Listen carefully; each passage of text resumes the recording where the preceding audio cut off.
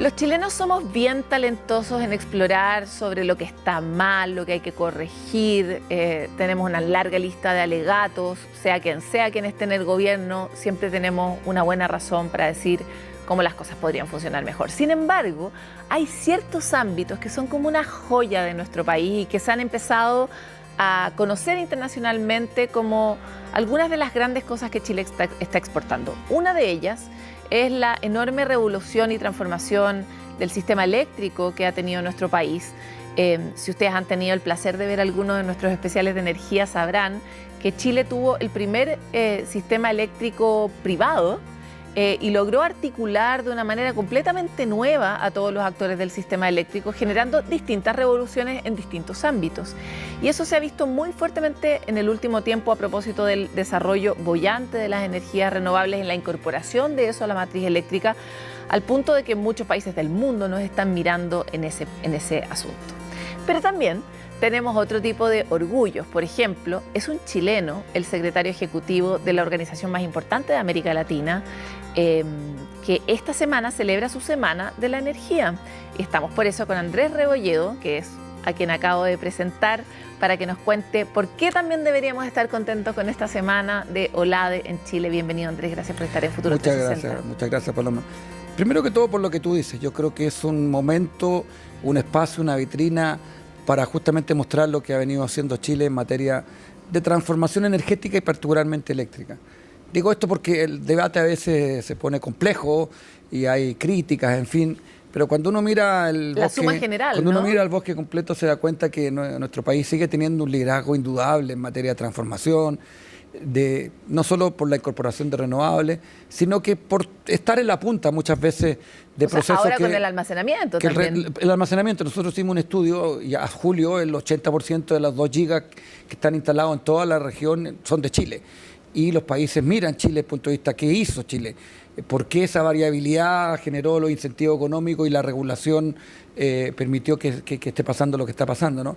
Entonces, en ese contexto, nosotros todos los años, la verdad, nuestra organización hace una Semana en la Energía donde convoca a toda la comunidad energética de América Latina y el Caribe. Esto quiere decir los gobiernos, pero también los empresarios, también la academia, los reguladores, que son muy importantes, los jóvenes. Hoy día hemos incorporado también a los jóvenes en estas discusiones energéticas, que es fundamental en la lógica de un sector que se desarrolla de manera muy importante hacia el futuro. Y se reúne durante esta semana justamente en Santiago de Chile. El próximo año será en República Dominicana. Estos son postulaciones que hacen los países de los 27 miembros de nuestra organización. Vamos a tener 60 eventos, vamos a tener más de 250 panelistas, 2.000 personas que están invitadas. Entremos en detalle en eso, pero muy interesante. Pero además tú eres el secretario, el chileno era el secretario, eso también nos debería llenar de orgullo. Lo que pasa es que el sector eléctrico, este es mi juicio personal, es tan complejo, es tan desconocido, está tan lleno de cosas que son técnicas que habitualmente los chilenos no estamos muy al tanto de lo que ocurre o cómo funciona, y ni menos de que tú eras el secretario ejecutivo de un órgano tan importante. Y por eso quisiera avanzar contigo de la mano de cuáles son las cosas que ocurren, porque una cosa es que Chile lo haga bastante bien en todos estos ámbitos que hemos hablado, ¿no? Revolución energética en materia eléctrica y particularmente renovables, de almacenamiento, etcétera. Pero todos los otros países están contando otras historias. Entonces, ¿qué es lo que ustedes esperan cuando ocurre este intercambio? ¿Qué deberíamos estar escuchando de qué países, por ejemplo? Bueno, y además es tan importante, me refiero al sector eléctrico, para la vida cotidiana, sí, claro, para la economía, para el desarrollo industrial. Y yo creo que una de las cosas que hoy día mira, por ejemplo, uno en la región y que obviamente en Chile también, primero ese esfuerzo progresivo e importante para seguir electrificando consumos. Allí hay un esfuerzo importante que en general los países de América Latina están involucrados. Eso significa esfuerzos importantes en materia de financiamiento. Eso significa esfuerzos importantes en materia de infraestructura. Aquella infraestructura que acompaña la producción de electrones, es decir, en todo el mundo las redes, también es un esfuerzo que los países están involucrados. Déjame meterme un poco en eso porque no todo el mundo entiende por qué tenemos que electrificar los consumos. O sea, ¿y qué significa? Significa reemplazar consumos que antes hacíamos con otra fuente de energía por energía eléctrica. ¿Por qué el mundo tiene que querer eso? Ahora, eso tiene sentido en la medida que tú das un paso previo y que es básicamente, comillas, limpiar tu matriz energética eléctrica. Claro. Es decir, en la medida que yo produzco con energías limpias, tiene sentido electrificar consumos que hoy día no usan electricidad, típicamente el transporte. Porque Es decir, de esa manera bajas las emisiones. porque en el obviamente fondo. de esa manera lo que significa es que los países, y en este caso colectiva y regionalmente, aportamos al esfuerzo del cambio climático, del combate al cambio climático por la idea de bajar las emisiones. Y América Latina tiene una posición privilegiada en ese sentido, por cuanto es la región más verde del mundo. Claro. En nuestra región, el 70% de la electricidad se produce con fuentes renovables. Obviamente hidroelectricidad, 40%, y el resto con energía, llamemos variable, que hoy día no es ya casi convencional, me refiero a eólica Sí. y solar. Particularmente la solar ha crecido a tasas de más de 30% Se ha en los puesto muy últimos años. mainstream. Sí. Por lo tanto, claramente tiene sentido avanzar en esa dimensión, en esa tendencia, y a partir de allí electrificar no solo el transporte, sino que electrificar la cocción.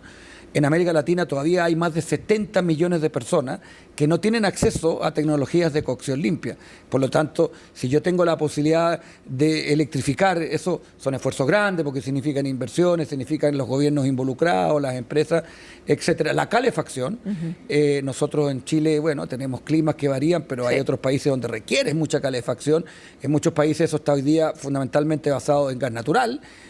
Incluso en algunos casos con líquidos, me refiero, por lo tanto, combustibles y energéticos más contaminantes. Si todo eso lo reemplazo por electrones, por generación eléctrica, que es por Limpia. fuentes limpias, tiene sentido desde el punto de vista del cambio climático. El último dato que me parece interesante, nuestra región aporta el 8% de todas las emisiones de gases de efecto invernadero del mundo. La mitad de eso es el sector energético. Y eso creo que también da cuenta de la necesidad en consecuencia de avanzar en ese sentido para seguir contribuyendo en ese sentido.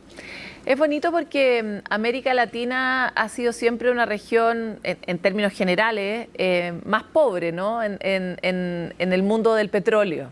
El mundo del petróleo tiene grandes riquezas afuera y tiene algunas riquezas acá en Argentina, en Norteamérica, en Venezuela, pero que tiene unos grandes impactos, tiene una estela que igual tiene grandes niveles de impacto en las poblaciones más vulnerables, porque significa costos alternativos que ya sabemos que son bastante altos. Pero ahora tenemos una oportunidad de pararnos como una región completa que aporta mucho tanto a la captación de gases de efecto invernadero como a bajar las emisiones por justamente sus activos. Pero hay ciertos casos que nos hacen hacer un doble clic, ¿no? Porque si bien buena parte de nuestra matriz limpia está basada en hidro, el hidro es algo que no sabemos cuánto tiempo va a estar disponible de la manera en que está disponible. Y el mejor ejemplo fue el corte de Ecuador, ¿no? Entonces también me encantaría saber si se comparten esas historias. La historia, por ejemplo, de qué aprendió Ecuador en sus momentos de variabilidad de agua y por lo tanto que tuvo que hacer unos cortes bien graves para los que no estaba preparado. Si se comparten los dolores, Andrés, esa es la pregunta. Sí, claro. Y nuestra organización, una de sus misiones es que ese compartir sea para aprender. Por supuesto. Y nosotros propiciamos en ese sentido que los países se integren y justamente compartan sus desafíos en ese sentido. Ahora, es interesante notar que tú das el ejemplo de Ecuador, que efectivamente el año 25 y incluso el 24 hubo muchos cortes eléctricos, pero en Centroamérica y en otros países más al norte, ¿no? Ahora, la mayor parte de esos cortes eléctricos tuvo que ver con falta de suministro.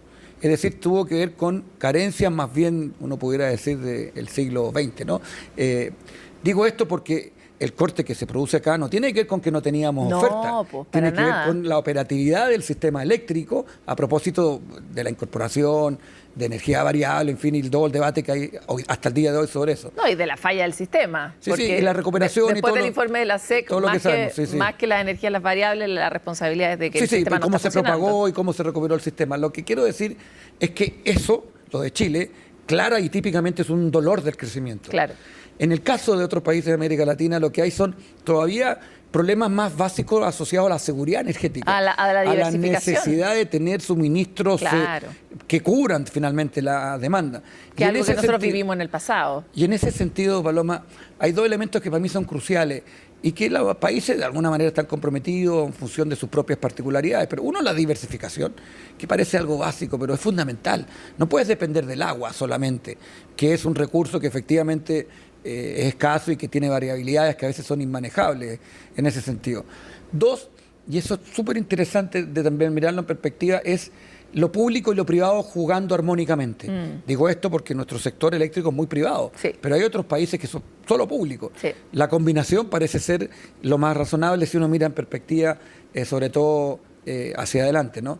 Y tres, me parece que allí hay una clave central y que Chile en ese sentido da un ejemplo interesante, es la permanencia de las políticas públicas A largo que plazo. trasciendan los ciclos políticos y se conviertan en políticas de Estado. Esto que uno lo dice sentado aquí, que parece muy fácil, es un tremendo desafío porque está asociado a la política y a la lógica de la política. Y eso Chile da ejemplo, pero no necesariamente es así en el resto de la región. Totalmente, me encantan los tres ejemplos que das. El primero porque nuevamente cito los especiales de energía donde las personas pueden revisar en detalle esta información, pero nosotros ya tuvimos esos dolores que está teniendo Ecuador, justamente por la falta de diversificación de la matriz y los tuvimos a finales de los 90, después lo tuvimos con el gas en algún momento y hoy día ya tenemos algo que es bien un crisol, ¿no? Y eso nos da a nosotros muchas posibilidades de jugar en distintos escenarios. Eso es súper interesante. Lo segundo, esto que tú planteas de las políticas a largo plazo, en lo que, como tú bien dices, Chile ya ha dado una cierta experiencia. Es difícil, nos cuesta ponernos, alegamos un montón, pero en términos súper concretos ya tenemos una política bien específica en el estímulo de las energías renovables, pero también en la descarbonización, por ejemplo. Y son buenas historias que contar. Las recalco porque, insisto, la miopía de vivir todos los días en el mismo lugar nos hace sentir que está todo mal, ¿no? Y tenemos hartas cosas buenas que contar. ¿Qué cosas buenas va a contar Chile en la OLADE? Déjame solo hacer un doble clic en el tema de la diversificación, que es interesante cuando uno mira también la región. Nosotros nos diversificamos las fuentes eléctricas que conocemos, pero en América Latina están transcurriendo cosas también muy significativas. En América Latina existen regiones donde la geotermia, por ejemplo, es muy importante. Claro. Digo esto porque en Chile siempre ha existido el debate y es una fuente súper bondadosa desde el punto de vista que es renovable y te permite tener energía de base. La energía nuclear. Hoy día en tecnologías diferentes, más asociadas a reactores pequeños. Claro, pero porque tiene mala fama. hay tres países hoy día en América Latina, Argentina, Brasil y México, que tienen y producen energía nuclear. Quiero decir, la diversificación es más diversa incluso que lo que conocemos en Chile en ese sentido. Respecto a lo que Chile puede mostrar, yo creo que tiene que ver exactamente con esos tres elementos que yo indicaba. Ahí efectivamente tiene liderazgo y sobre todo uno pudiera asociar esto a propósito de la inercia de los sistemas eléctricos con el hecho de que la bicicleta en Chile ha seguido pedaleándose, en el sentido de que esta permanencia de los ciclos políticos han permitido innovar en materia de dar con el tono en materia regulatoria para almacenamiento, por ejemplo, que hoy día es nuevamente Chile un país líder en ese sentido. Movilidad eléctrica. En América Latina hay casi 500.000 vehículos eléctricos, pero no hay ninguna ciudad que tenga casi la mitad de su flota de buses de transporte público en vehículos eléctricos. Claro, Costa Rica hoy día casi el 20% de los nuevos vehículos son eléctricos, pero vehículos eléctricos privados, porque básicamente allí hay un modelo distinto, no hay subsidios, etcétera. Pero ahí también hay una historia que contar desde el punto de vista de Chile, que es coherente, electrones verdes, en este caso, que se puedan incorporar en los vehículos eléctricos, que tiene que ver nuevamente con en el caso de la movilidad eléctrica, con una persistencia en la política. Claro, es que eso me lleva también a otro punto, y es que para Chile tener un discurso y una práctica más verde, más renovable, es un buen negocio. Probablemente si nosotros tuviéramos, no sé, por la cantidad de gas que tiene Bolivia o que tiene Argentina, tal vez nos habría costado más contar esta historia. Y me encantaría avanzar en esa línea, en cómo ves tú desde tu experiencia que se ve el panorama para Chile en materia de inversiones, justamente en lo que hoy día somos ricos, que somos ricos en energía renovable, somos ricos en radiación de buena calidad, somos ricos en viento de buena calidad y hoy día, gracias a nuestras políticas, estamos siendo bastante exitosos en materia de almacenamiento. ¿Cómo ves tú las oportunidades de desarrollo en esa materia? Mira, dos apuntes. Muy bien. Ya sabes dónde vas en tus vacaciones, pero has pensado... A propósito que mencionas gas natural, nosotros no tenemos, somos importadores netos, pero el gas natural, nuevamente mirando el contexto de la región, es muy importante. Es muy importante en la dotación de recursos, en la economía política de los países, y todos nuestros estudios que hacemos hacia el 2035, al 2050, indican que ese energético va a acompañar largamente. El que se señala como de transición, en la ¿no? matriz final, los números nuestros dicen que hacia el 2050 seguirá explicando algo así como el 20%. Digo esto porque hay que hacer un esfuerzo en descarbonizar también ese sector. Segundo, Respecto a la necesidad, y esto es una urgencia, me parece a mí, la necesidad de traspasar este esfuerzo de incorporar renovables en calidad de servicio y en precio de los servicios, me refiero al usuario final. Que le llegue a la señora Juanita, ese la sigue vieja siendo un frase. desafío, no solo explicarlo, sino que también que llegue ese... Si uno toma el precio de la propia energía solamente y no incorpora nada más de lo que uno cobra en la tarifa, es competitivo, es un buen negocio, pero de ahí a la formación final de esa tarifa hay muchas cosas que contar y hay que hacer un esfuerzo en ese sentido. Y tercero, creo que claramente en el caso de Chile, probablemente el sector energético va a seguir creciendo proporcionalmente en el PIB. Seguro que va en los siguientes años en términos de flujo, no de stock, va a ser el primer sector en términos de inversión. Obviamente en términos de stock sigue siendo la minería, por lo tanto va a significar en ese sentido una contribución fundamental al dinamismo económico en ese sentido, y por lo tanto no solo es contribución a la agenda ambiental, sino que es crecimiento económico. Y por último, y eso creo que siempre es importante tenerlo en cuenta, ser más verde es ser más competitivo también en el contexto global. Totalmente. Hoy día yo traigo inversiones porque tengo la posibilidad de proveer energía segura, barata, competitiva y verde a los inversionistas que hoy día muchas veces toman decisiones a partir de ahí. Las proyecciones en materia de electrificación son tremendas, ¿no? 3%, por ejemplo, todo esto en América Latina por inteligencia artificial, 5% por hidrógeno verde, etcétera. Todos esos cálculos los invito a revisar nuestra página web. Hay estudios que tenemos en ese sentido. Por lo tanto, en la medida que yo logre cambiar esa configuración de la región en materia de matriz energética, voy a ser más competitivo. Hay mercados hoy día en el mundo, Europa típicamente, que ya están cobrando impuestos por tu huella de tus productos finales. Y parte importante de esa huella tiene que ver con tu matriz energética. Totalmente. Por lo tanto, es ser más competitivo, también ser más verde. Ay, es que dijiste como 63 cosas en las que me encantaría detenerme, pero tú sabes que el tiempo en la tele no es infinito. Por lo tanto, quiero ir igual a mi última pregunta, que tiene que ver con la colaboración, porque si nosotros, los países de OLADE, funcionáramos de manera más colaborativa y más interconectada, tendríamos más resiliencia frente al mundo en muchos sentidos. O sea, el caso del gas y nuestra colaboración particular con Argentina es un muy buen ejemplo, pero nosotros también podríamos colaborar de una manera mucho más proactiva con los otros países para que superaran, por ejemplo, las barreras de la diversificación y también de la aceleración de incorporación de energías renovables más rápido de lo que lo hicimos nosotros, y ya aprendimos algo, ¿no? Entonces, ¿cuál es el rol de OLADE en particularmente ese sentido? ¿Y es un objetivo de OLADE mejorar o hacer más competitiva a toda la región frente al mundo? Te agradezco la pregunta, Paloma, porque esa es la misión quizás principal de OLADE, impulsar la integración energética. Eso quiere decir eléctrica, eso quiere decir gasífera en algunos casos, eso quiere decir regulatoria, que se converjan a regulaciones que tengan sentido y que uno pueda concebir mercados regionales.